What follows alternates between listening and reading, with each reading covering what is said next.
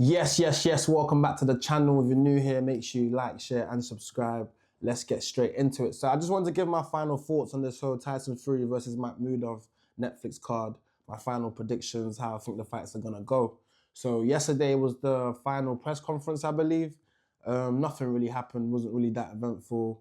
Nothing to really write home about. There was a bit of tension with Regis Prograis and Conor Benn, but not between the two per se, more so with Regis. He was just being a bit aggy in it. He was talking about he doesn't want to promote the fight more than what he's being paid or something like that. I was like, you guys only paid me this amount. You ain't paid me to promote the fight. Like, I don't know what he was on about, but he tried to squash the rumors that he is in fact injured. I can't lie. The way he looks, I don't know what it is about him. I don't know whether he's just got a terrible poker face. But something about, I don't know, I feel like he's injured still. I feel like he's carrying a little knock. I feel like he's carrying something more than what he's letting on in it. Cause even when he got, I forgot what interview it was, he got asked and he said something like, I was talking about what Eddie had said. He said something like, Eddie's wrong for saying I'm injured badly. But even him saying that, it's like, he wasn't saying he's not injured. It was like, saying I'm injured badly, like the extent, like the severity of the injury. That's what more he was focusing on, innit? But we'll see tomorrow, innit? We'll see tomorrow. But let me go through the card. Let me go through the fights, how I think it's going to go. Let me give you my final predictions. So, boom, let's start from the bottom to the top. I'm going to start with Fraser Clark versus Justice Hooney. So, obviously, I'm not going to lie. I do believe that this fight here might be last chance saloon for Fraser Clark. His last fight against JaMietkv, who's also on this card, it wasn't a good performance. I feel like everything was laid out on the platter for Fraser to become the British heavyweight champion, and he still just didn't manage to pull through, and he couldn't get to that other gear. Like he was completely gassed by the last couple of rounds. It was even like a miracle that he managed to not get knocked out or stopped. Do you know what I mean? Like, so I got to give him credit for that. But I do believe this is last chance saloon. And even though both fighters are both coming off a defeat, obviously Justice Hooney's last fight was against Fabio Wardley, who's obviously now the WBO world champion. I believe that like this fight is a fight between two good boxers. Like they're both good boxers with Olympic pedigree. I think Justice might just be a better boxer, and he might be a tiny bit quicker than Fraser. Do you know what I mean? That's what, from what I've seen of both of them and from what I'm leaning towards right now, I do think Justice Hooney is a tiny bit quicker and might be the ever so slightly better boxer. Do you get what I mean? Because even if you want to go by the fights they've both had, both had in common, sorry, they've both fought Fabio Wardley, and I feel like the way Justice fought against Fabio Wardley, bar the knockout from the heavens that Fabio managed to get on Justice. Like, Justice was comprehensively outboxing Fabio, and I don't feel like there was any point where I'd say, like, Fraser Clark was doing miles better than Fabio in both of their fights. So, obviously, their first fight was a great fight. I mean, like, it was an amazing British heavyweight fight, and they were both was in it. But it's like, that's why it was even a draw. It was a draw, innit? Like, I wouldn't have said, like, Fraser overly dominated Fabio for long spells or this and that, or his boxing pedigree like outshone Fabio by miles. You know what I'm saying? So like, if I want to go off the fights they both had in common, I feel like the way Justice performed against Fabio, bar the knockout, was way better than how Fraser Clark performed against Fabio, innit? So going into this fight, I think I'm going to lean towards Justice Hooney. I do think his last chance saloon for Fraser Clark.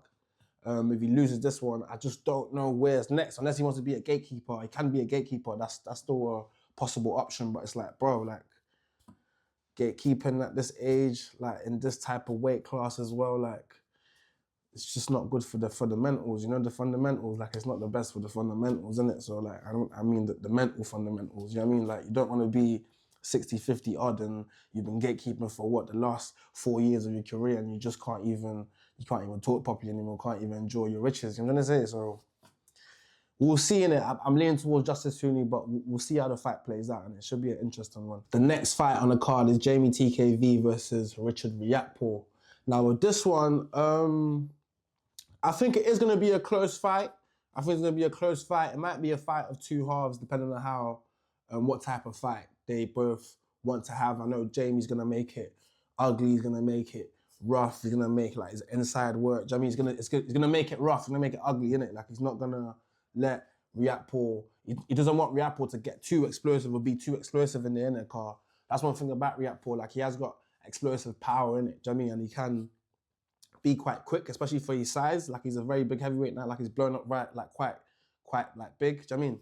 But I just don't think Riakpo is that much of an amazing boxer. Like from everything I've ever seen of Riakpo, all the fights I've watched, and I've watched a few Riakpo fights over his career, I've just never thought this guy's an amazing boxer. I've always thought like he's just always more athletic and more I don't want to say fit, because in the Chris Smith fight, I feel like he didn't really show up in that fight, and his fitness didn't really help him or do anything. I feel like sometimes when you're so muscly as well, yeah, I feel like you can get tired quickly because of all the lactic acids building up in it from throwing punches, and your muscle, it's just bare muscle. Do you know what I'm saying? Sometimes you're not as loose as you need to be in it, and I feel like with Richard Riakpo, I don't know, it depends what type of fight he wants to have in there, innit? If he comes out all guns blazing and he's kind of sound, uses his jab, like it could be a tricky fight, and it depends if that punch power is actually a mad thing at heavyweight, innit? Like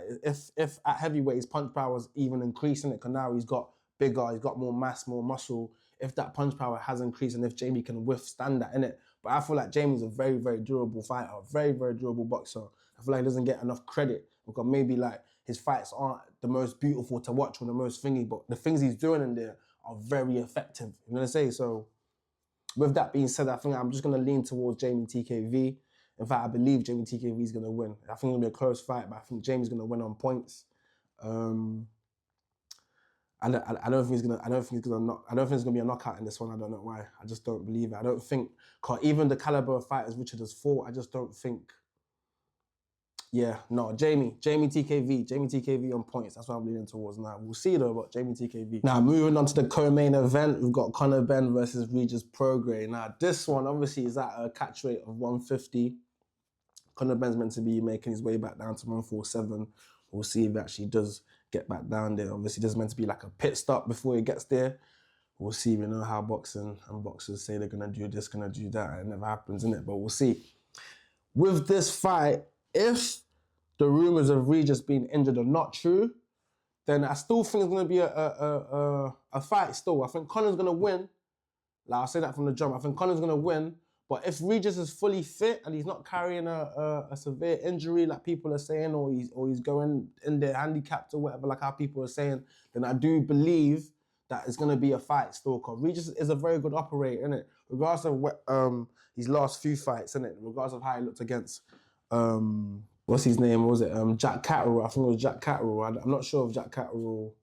Did Jack Catterall manage to drop him? I can't fully remember. I think it was a couple of years ago now, wasn't it? Or a year and a half ago.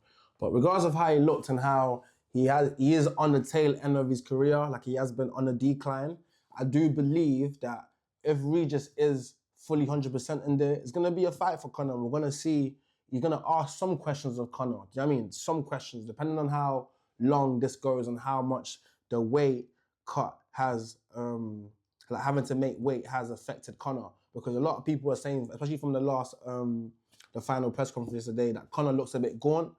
I wouldn't say he looks gaunt. Personally, I think he doesn't look as full as maybe like he's looked in his past two fights, the past two Eubank fights, but I don't know if I'd say he looks gaunt like that per se. I don't know. It looks like he's got a tan. I don't know if I'd say he looks gaunt, but it just depends what two people are coming in there. If Regis is fully fit, it's going to be a fight, but I still think Conor will still win. If Regis is injured like how they're saying, I think this is going to be done in the earlier rounds. I think Conor should stop him. I don't think he's going to go points. I think Conor should stop him. That's what I think.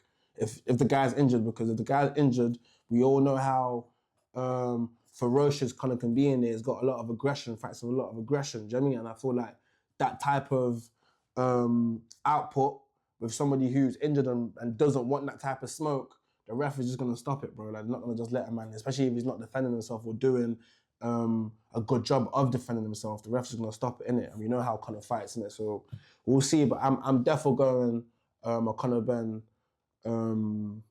stoppage. Conor Benn stoppage. So last but not least, we've got the main event, Tyson Fury versus Makhmudov. So boy, obviously this one's going to be tricky to pick, innit? Like, it's tricky to pick. Obviously, again, with all these fights, it just depends what fight is going in there. Like, it depends what fight is going in there. Like, what version of Tyson Fury is going in there, because I'm not a Tyson Fury hater. I'm going to say that from the jump. I'm not a Tyson Fury hater. Like, I'm definitely an AJ fan, but I actually rock with Tyson. I like Tyson. I like him as a boxer, I like him as a personality, I like him as a ambassador for British boxing as well. Do you know what I mean? But like, Tyson's last 3 fights, he hasn't looked the greatest. Like, the first Usyk fight, like, with a different ref, different circumstances, that could have been called off. Like, when he was on the ropes and he got saved by the ropes, that could have been called off. Do you get what I'm trying to say? Like, that could have been called off. Like, the fight before that, he got dropped by Francis Ngannou. Like, a kickboxer, a UFC fighter. Do you know what I'm saying? Somebody that's not meant to be able to flip and lace your gloves. He knocked you down and took you the distance, and there's still some people to this day that will say, yo, that fight could have been a draw. Do you get what I'm trying to say? And it's like, I'm not trying to say all that to make it look like, all right, cool, Tyson Fury's done, or who's going to be in the ring is going to be a shell of himself, or blah, blah, blah. I'm just trying to say, like, the run he's had has not been great. How he's looked in the run has not been great. He's coming off 2 losses and a shaky performance to Francis Ngannou. The last time Fury really looked like Fury was probably against Derek Chisora in the trilogy. You get what I'm trying to, and it's like, come on, 2026, the guy who you're coming up like against, Makhmudov. I'm not saying Makhmudov is the most devastating operator. I think he's been kind of found out himself, but he's a current contender. You know what I say? He's a current contender, and I feel like he knows this opportunity is probably not going to come around again like this, innit? So I feel like whatever we've seen on Makhmudov, he's going to try to present his best of the best that he's still got right now. Do you get what I mean? And with that being said, Tyson's coming in with a version, the version of Tyson's coming in, we don't even know. We don't know whether it's the same guy that lost to Usyk, or is a Tyson that faced Ngannou. We don't know what type of Tyson's coming into this. Obviously, we're never going to tell about how Tyson looks like physique-wise, because Tyson could be this size, that size, look like this, look like that, and he can still fight, innit? Like, Tyson's never been body perfect, innit? But I think my gut tells me Tyson's going to win. My gut tells me Tyson's going to win, but you just never know, innit? Like, if I have to make a prediction, I'll definitely say Tyson will probably win on points, but I feel like it's not going to be a straightforward fight. It's not going to be a straightforward fight for the Gypsy King. I don't think he's not going to come under no adversity. I think there might be some questions asked, whether it's to do with his engine, whether it's to do with his footwork, how fast he is now, whether he can still do the herky-jerky stuff he does. I don't know if he can still do it like that anymore, because man ain't seen it as good or as effective and efficiently like how he did previously. Do you know what I say? So we'll see in it. I still think it's going to be an entertaining fight. I can't wait to see Fury just back in the ring anyways. That's my main thing. That's the only reason why I'm even excited for this fight. It's not really because of Makhmudov. It's more so I just want to see Fury back in the ring, innit? So regardless of whatever, it should be an entertaining fight. It should be a good little fight, good little dust-up. And obviously, I'm gonna do a follow-up video, either straight after the fight or the next day. But I'm definitely gonna do a follow-up video about everything. But let me know in the comments what you think as well. Let me know in the comments what you think. Who do you think is gonna win all the fights? If you even got some good fights on the undercard as well. I'm sure Troy Williamson's fighting as well, and Felix Cash is fighting as well. So there's some decent fights. I'm gonna watch it from the start, and so I'll report on all the good fights anyways. Not just the main card, innit? So if there's some good fights on the card, I'll report on that as well. But let me know in the comments what you think, man. Make sure you like, share, and subscribe. And guys, don't forget, I've been forgetting to even tell you guys in my past couple of videos. New episode of Cut the Ring Off out now, episode 2, with my guy Vidal Riley. I literally went to go link him just before his European title fight against Mashtanak, innit? So give that a watch. It's on the channel right now. Cut the Ring Off episode 2. This video, make sure you like, share, and subscribe. You know it already. Love.